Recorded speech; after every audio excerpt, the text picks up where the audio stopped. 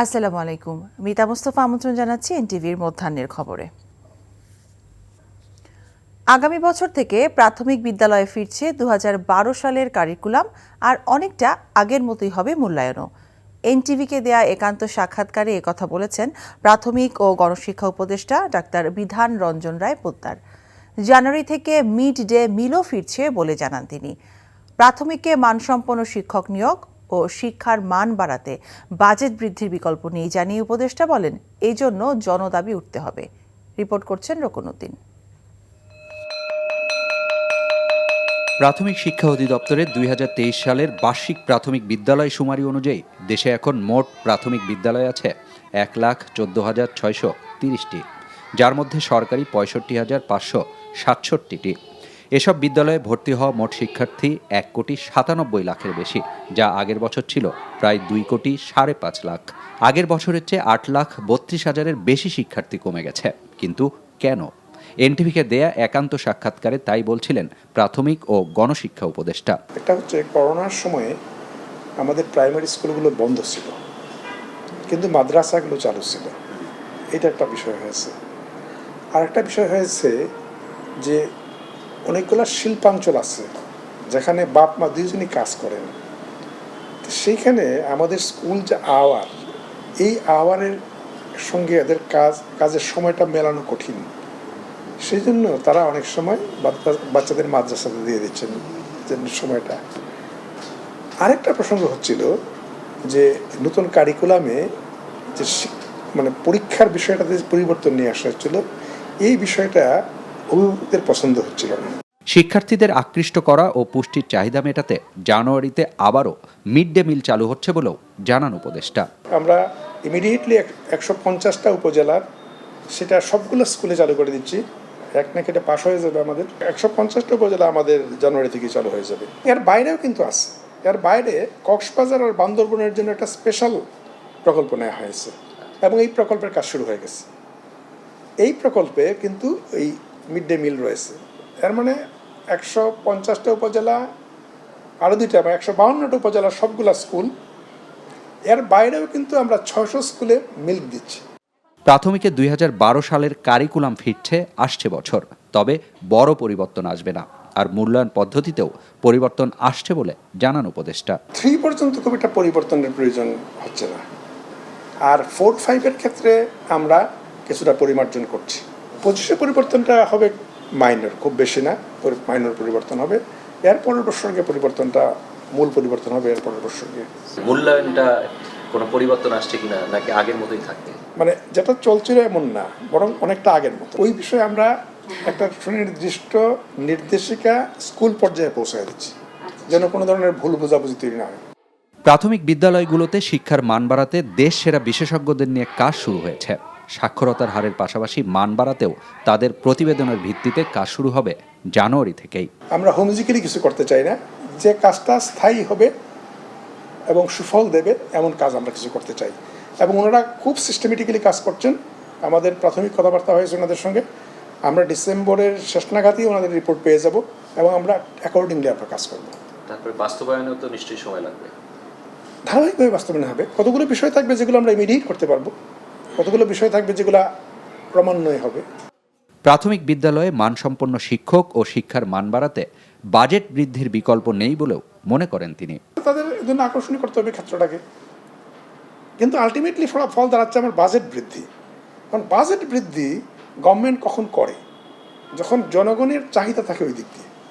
এর মানে আমার মনে হয় যেটা গুরুত্বপূর্ণ, সেটা হচ্ছে মানুষদের মধ্যে চাহিদা তৈরি হতে হবে, দাবি উঠতে হবে যে না, আমাদের শিক্ষা খাতে বাজেট বাড়াতে হবে। তাহলে গভর্নমেন্ট কিন্তু বাধ্য শিক্ষা খাতে বাজেট বাড়ানোতে, আর তখনই কিন্তু অন্যান্য বিষয়গুলো আস্তে আস্তে বাস্তবায়ন করা সম্ভব। প্রাথমিকের পাঠ্য বই ছাপানোর জন্য কার্যাদেশ এ মাসেই শেষ হলেও ১ জানুয়ারিতেই বই দেয়া সম্ভব হবে বলে জানান উপদেষ্টা। রকনউদ্দিন, এনটিভি নিউজ, ঢাকা। বাংলাদেশে গণতন্ত্র প্রতিষ্ঠায় সহযোগিতা করতে চায় যুক্তরাজ্য। দেশের রাজনৈতিক পরিবেশে সব দলগুলোকে সমান সুযোগ নিশ্চিত করবে অন্তর্বর্তী সরকার, এমনটা প্রত্যাশা করেন দেশটির পররাষ্ট্র প্রতিমন্ত্রী ক্যাথরিন ওয়েস্ট। সকালে পররাষ্ট্র মন্ত্রণালয় উপদেষ্টা তৌহিদ হোসেনের সাথে সাক্ষাৎ শেষে এসব কথা বলেন সফররত ব্রিটিশ পররাষ্ট্র প্রতিমন্ত্রী। বাংলাদেশে গণতন্ত্র ফেরাতে ডক্টর ইউনূসের সরকার একটা রূপরেখা ঘোষণা করবেন এবং আওয়ামী লীগ সহ সব দলের সমান সুযোগ নিশ্চিত হবে বলেও প্রত্যাশা তার।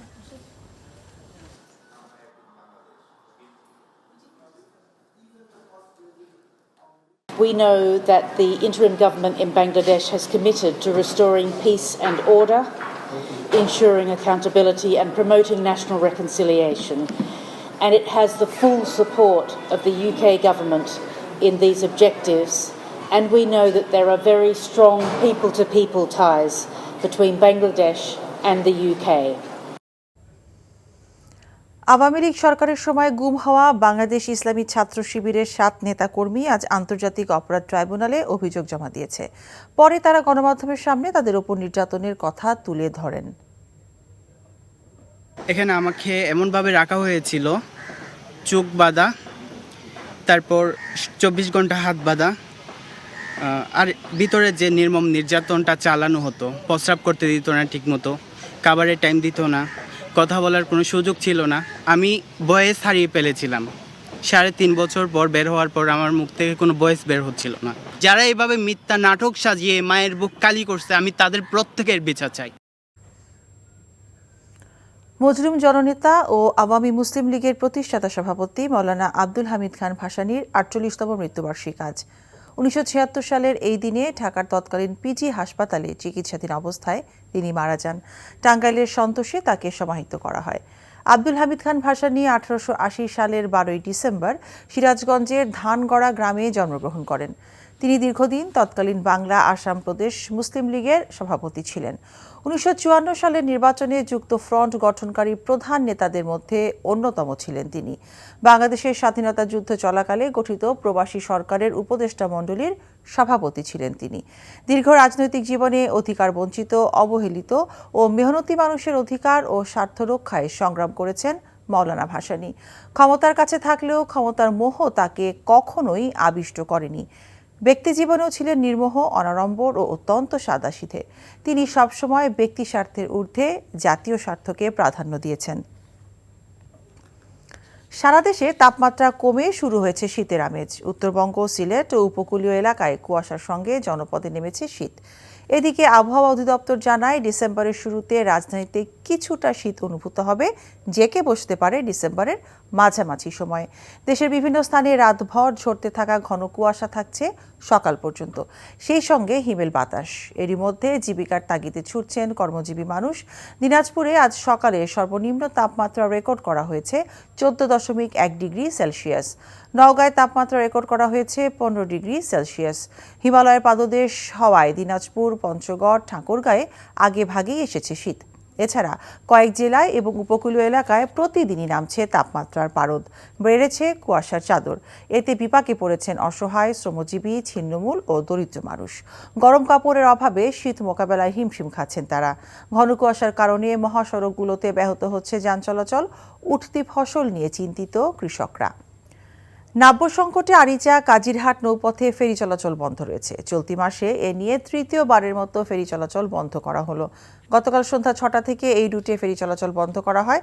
এতে আরিচা এবং কাজিরহাট ঘাটে আটকা পড়েছে পণ্যবাহী সহ অসংখ্য যানবাহন। বিকল্প পথে যেতে হলে তাদের সময় ও খরচ অনেক বেড়ে যায় বলে জানায় স্থানীয়রা। বিআইডব্লিউটিসির আরিচা ঘাটের ম্যানেজার আবু আবদুল্লাহ জানান, অ্যাপ্রোচ চ্যানেলে নাব্য সংকটে ফেরি চলাচল বন্ধ আছে।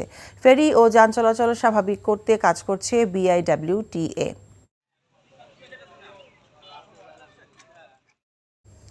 বিএনপির ভারপ্রাপ্ত চেয়ারম্যান তারেক রহমানের পররাষ্ট্র বিষয়ক উপদেষ্টা হুমায়ুন কবির বলেছেন, প্রতিবেশী দেশ ভারতের সঙ্গে সুসম্পর্ক থাকবে, তবে তা হবে সমান মর্যাদাপূর্ণ এবং ন্যায্যতার ভিত্তিতে। গতরাতে সিলেট শহরের একটি হলরুমে বিএনপি নেতৃবৃন্দের সাথে মতবিনিময় সভায় তিনি এসব কথা বলেন। স্বৈরাচারের দোসরদের ব্যাপারে সবাইকে সজাগ থাকার আহ্বান জানান হুমায়ুন কবির। তিনি বলেন, আত্মতুষ্টিতে না ভুগে আগামী দিনের সমৃদ্ধশালী দেশ গড়তে সবাইকে আন্তরিকভাবে এগিয়ে আসতে হবে।